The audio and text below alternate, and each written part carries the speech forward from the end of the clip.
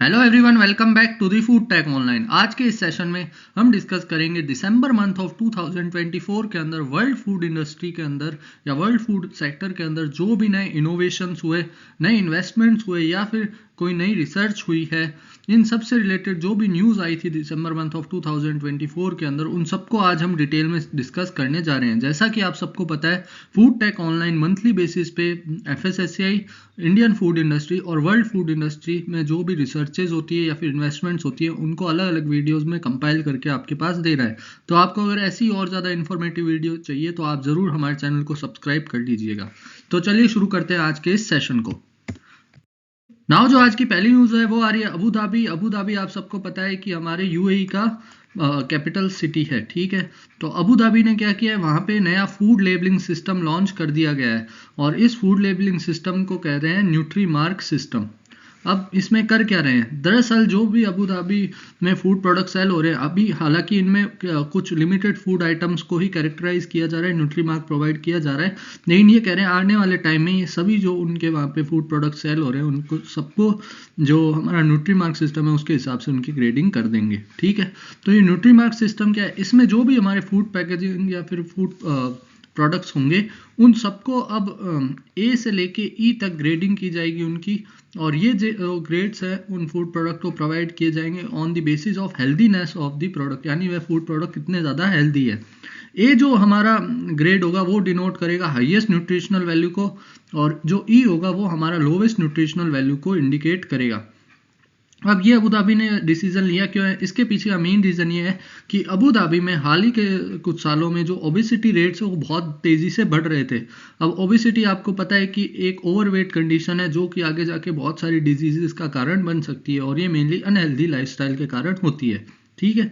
तो इस ओबेसिटी की जो हाई रेट्स वहाँ पे बढ़ रही थी उनको कम करने के लिए, उनको रोकने के लिए अबू धाबी ने ये जो अवेयरनेस कैंपेन, एक तरह से कह सकते हैं कि अगर पैकेट पे कोई कंज्यूमर अब ए ग्रेड देखेगा तो वो उस फूड प्रोडक्ट को ज़्यादा प्रेफर करेगा और उसके हेल्थ कॉन्शियस होने के चांसेस भी बढ़ जाएंगे, जिससे ये जो ओबेसिटी रेट्स है ये आने वाले टाइम में कम हो सकती है, ठीक है। ये आपको यहाँ पे भी देखने को मिल रहा होगा कि ये जो नया न्यूट्रिशनल सिस्टम है, न्यूट्रिशनल ग्रेडिंग सिस्टम, ये 1 जून 2025 से वहाँ पे इम्प्लीमेंट कर दिया जाएगा, और करंट टाइम में इसमें 5 फूड प्रोडक्ट जो आइटम्स और कैटेगरीज है उनको रखा गया है।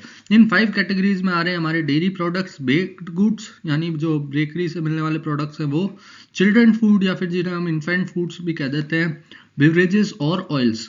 तो ये जो 5 तरह के फूड प्रोडक्ट है ये अभी इसके अंदर रखे गए हैं, और जैसा कि मैंने आपको बताया ये आने वाले टाइम में जितने भी वहाँ पे फूड प्रोडक्ट्स और स्नैक्स सेल हो रहे हैं उन सब के ऊपर ये न्यूट्रिशनल सिस्टम इम्प्लीमेंट कर देंगे। तो ये एक बहुत अच्छा इनिशिएटिव आप मान सकते हैं अबू धाबी की तरफ से, और हो सकता है आने वाले टाइम में इंडिया में भी इसे किया जाए ताकि कंज्यूमर के अंदर जो हेल्थ कॉन्शियस फूड प्रोडक्ट है और क्वालिटी ऑफ फूड प्रोडक्ट है उसको लेके अवेयरनेस बढ़े और गुड हेल्थी लाइफस्टाइल को हम इंडिया में प्रमोट कर पाए। नाउ जो नेक्स्ट न्यूज़ है वो उसमें हम बात करेंगे इंडियन फूड प्रोसेसिंग सेक्टर की। ये न्यूज़ कह रही है कि इंडियन फूड प्रोसेसिंग सेक्टर के अंदर फाइनेंशियल ईयर 2025 के सितंबर मंथ या फिर सितंबर मंथ ऑफ 2024 तक अभी तक total 368.37 million US dollars investment आ चुका है in the form of FDI. अब एफडीआई आप सबको पता है, अगर एक कंट्री किसी दूसरी कंट्री के मार्केट में इन्वेस्ट करती है फॉर बेटर रिटर्न्स तो उसको हम कहते हैं फॉरेन डायरेक्ट इन्वेस्टमेंट। तो इंडिया के जो फूड प्रोसेसिंग सेक्टर है उसके अंदर इन्वेस्ट करने वाली टॉप कंट्रीज में बात करें तो सबसे ऊपर आयरलैंड है, उसके बाद सिंगापुर है और उसके बाद यूएस है। अब ये जो हमारा एफडीआई है ये हम अगर लास्ट ईयर से कंपेयर करें यानी फाइनेंशियल ईयर 2024 से कंपेयर करें तो बहुत ही स्लो रेट पे आगे बढ़ रहा है, स्लो डाउन हुआ है, डिक्रीज हुआ है, ठीक है। और जो लास्ट ईयर की बात करें यानी फाइनेंशियल ईयर 2024 की, तो उस वक्त हमारे पास 608.31 यूएसडी मिलियन यूएसडी हमारा फॉरेन डायरेक्ट इन्वेस्टमेंट आया था इंडिया के अंदर, और वहीं फाइनेंशियल ईयर 2025 के सितंबर मंथ तक अभी तक हमारे पास 368.37 मिलियन यूएसडी आया है, ठीक है। ये जो डाटा है ये हमारा डिस्क्लोज किया है ministry of state for food processing industry, और ये जो है ये पार्लियामेंट को प्रोवाइड किया गया है एज दी रिप्लाई, ओके। अब यहाँ पे डिटेल में बताया गया कि थर्सडे को जो है ये डाटा पार्लियामेंट को इन्फॉर्म किया गया था बाय दी रवनीत सिंह बिट्टू, जिन्होंने कहा कि 368.37 million USD in foreign direct investment India में आया है बिटवीन अप्रैल टू सितंबर 2024 या फिर फाइनेंशियल ईयर 2025 के अंडर में, ठीक है। वहीं अगर हम बात करें तो आयरलैंड ने इसमें इन्वेस्ट किया है हमारे 83.84 मिलियन, सिंगापुर सेकंड नंबर पे टोटल 48.45 मिलियन डॉलर्स इन्वेस्ट करके। उसके बाद मॉरिशस ने भी इन्वेस्ट किया है 41.65 और यूएस ने 38.60।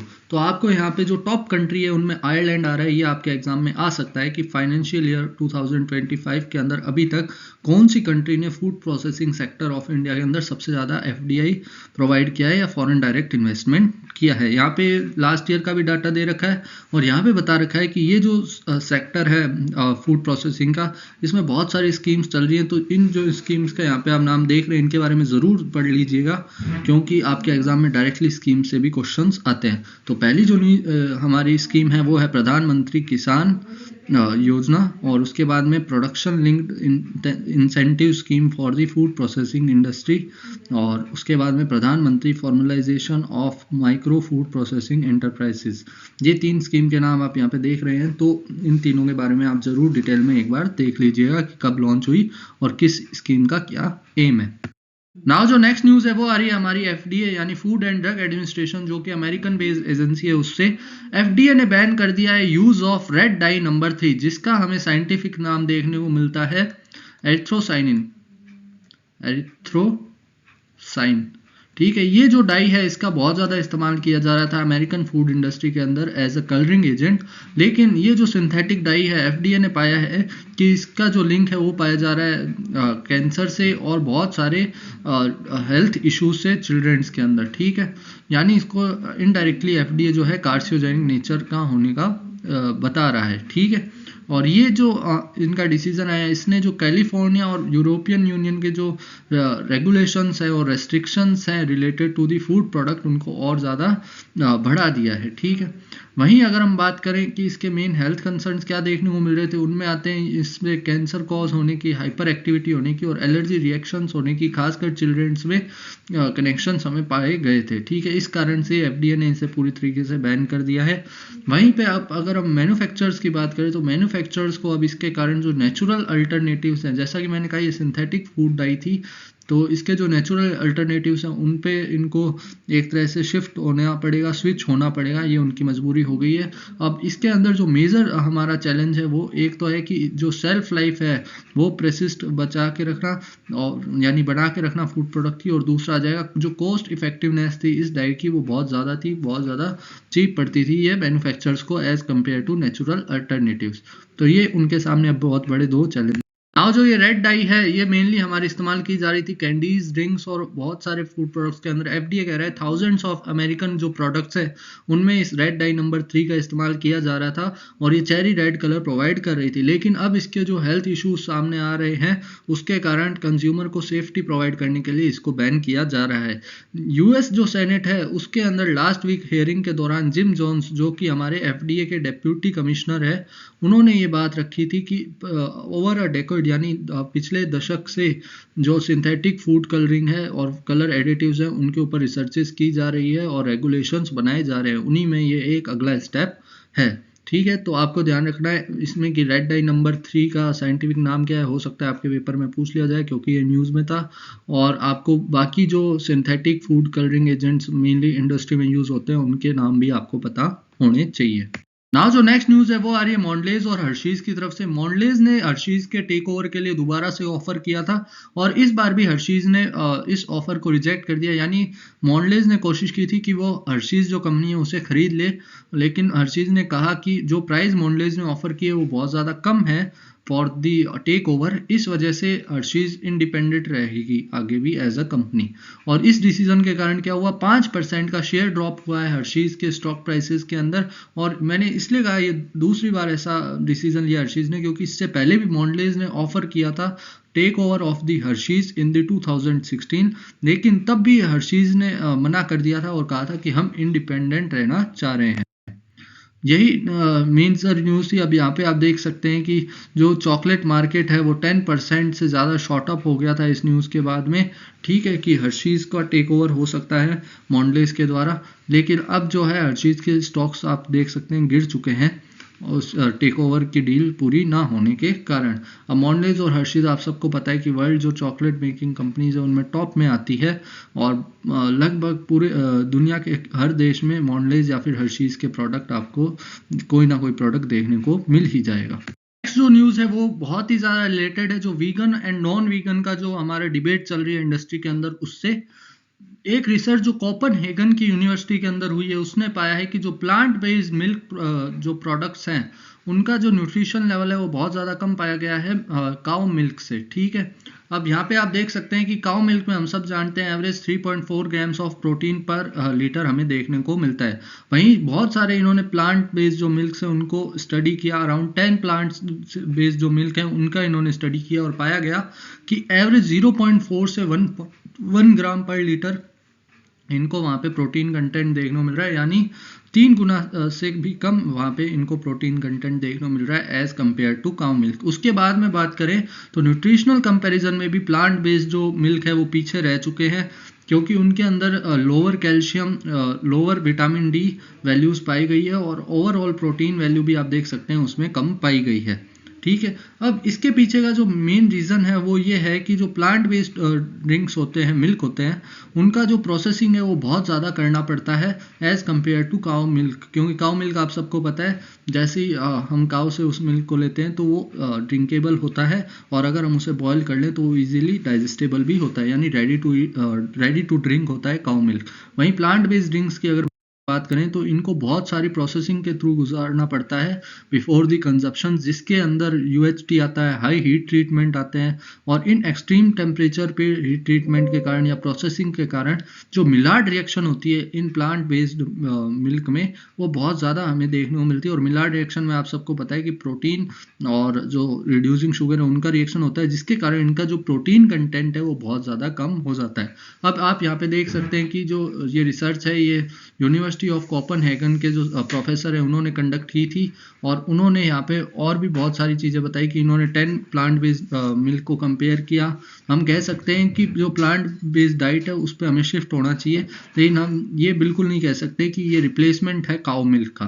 तो ये सारी चीज़ें इस रिसर्च में हमारे सामने आई है। ना जो नेक्स्ट न्यूज़ है वो एक और रिसर्च के बारे में है, ये भी साइंटिस्ट ने कंडक्ट की, जो हमारे बहुत सारे पॉपुलर टी बैग्स पाए जाते हैं डिफरेंट कंपनीज के उनके ऊपर, और इन्होंने पाया कि ये जो टी बैग्स हैं जब इनको हम अपने हॉट वाटर में डिप करते हैं और जो हम एक तरह से टी बनाते हैं उसे टी प्रिपेयर करते हैं, तब इन टी बैग से अराउंड 1.2 बिलियन प्लास्टिक पार्टिकल्स जो है वो हमारी टी के अंदर आ जाते हैं, और ये जो माइक्रो प्लास्टिक कंटेंट है वो हमारी टी का बहुत ज़्यादा बढ़ा देते हैं। अब आप सबको पता है माइक्रो प्लास्टिक जो है वो हमारी हेल्थ के लिए कितना ज़्यादा डेंजरस है। ठीक है, क्योंकि अगर हम इसे कंज्यूम करते हैं तो लॉन्ग टर्म में हमारे को बहुत सारी हेल्थ रिलेटेड डिजीजेस देखने को मिलती है। अब ये जो सोर्स ऑफ माइक्रो प्लास्टिक है उनमें हमें देखने को मिल रहा है कि जो पॉलीप्रोपाइलिन, नाइलॉन 6 और सेल्यूलोज से बने हुए जो टी बैग्स होते हैं उनके अंदर मेनली हमें ये माइक्रो प्लास्टिक या फिर नैनो प्लास्टिक रिलीज होता हुआ देखने को मिलता है। अब ये जो हमारा रिसर्च है ये कंडक्ट किया है mutagenesis group at UAB department of genetics and microbiology ने, और इन्होंने कहा कि माइक्रो प्लास्टिक के साथ साथ जो नैनो प्लास्टिक है उनका कंटेंट भी बहुत ज़्यादा बढ़ जाता है इन प्लास्टिक बैग इन टी बैग्स के इस्तेमाल से हमारे टी प्रिपरेशन के वक्त में।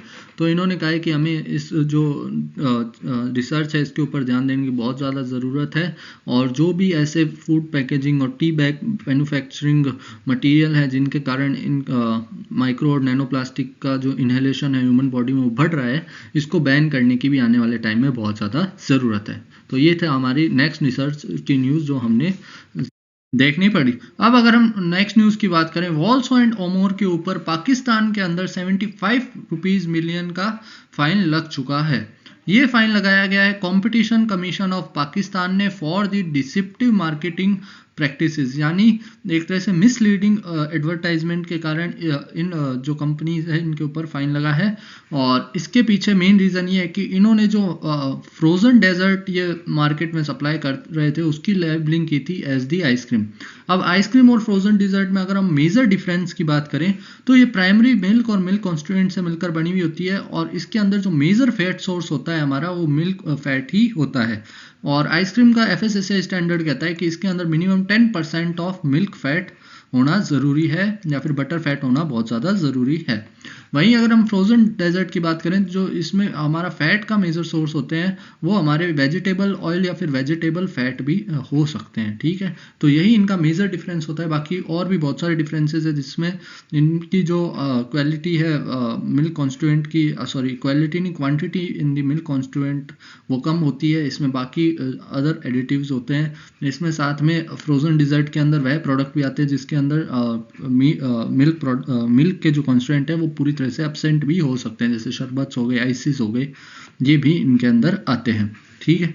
वहीं अगर हम बात करें तो इस स्टेप को लेके पाकिस्तान के अंदर जो उनका कमीशन है उन्होंने ये इंश्योर करने की कोशिश की है कि कोई भी वहाँ पे फॉल्स एडवर्टाइजमेंट ना हो किसी भी फूड प्रोडक्ट का, और वहाँ पे जो एक तरह से कंज्यूमर का सेफ्टी और प्रोडक्ट की एक तरह से होलसमनेस का जो बिलीफ है वो बना के रखा जा सके। तो ये थी आज की हमारी last news. I hope this session will be helpful for you. अगर आपको ऐसी और भी ज़्यादा इन्फॉर्मेटिव वीडियोस चाहिए और भी ज़्यादा जानकारी चाहिए फूड इंडस्ट्री से रिलेटेड, और इनमें से अगर आप किसी भी एग्ज़ाम की तैयारी कर रहे हैं और आपको क्वालिटी क्वेश्चंस प्रैक्टिस करने हैं फ्री के अंदर related to food processing, food chemistry, dairy technology, food microbiology, food law and regulation, food engineering, इन सब से रिलेटेड अगर आपको फ्री एमसीक्यू प्रैक्टिस करने हैं तो मैं आप सबको स्ट्रांगली रिकमेंड करूंगा कि आप ज़रूर एक बार फूड टेक ऑनलाइन ऐप को विजिट कीजिए। वहाँ पे आपको इन एग्जाम्स की तैयारी के लिए डेडिकेटेड कोर्सेज भी देखने को मिल जाएंगे बहुत ही अफोर्डेबल प्राइस के ऊपर। तो ये आपके लिए बहुत ज़्यादा बेनिफिशियल हो सकता है आप अगर किसी भी फूड या फिर डेयरी रिलेटेड एग्जाम की तैयारी कर रहे हैं तो। So if you want to visit our app, the link of the app is in the description of this video. And thank you for listening again, and best of luck for your examination. Hope this session will be helpful for all of you. Thank you.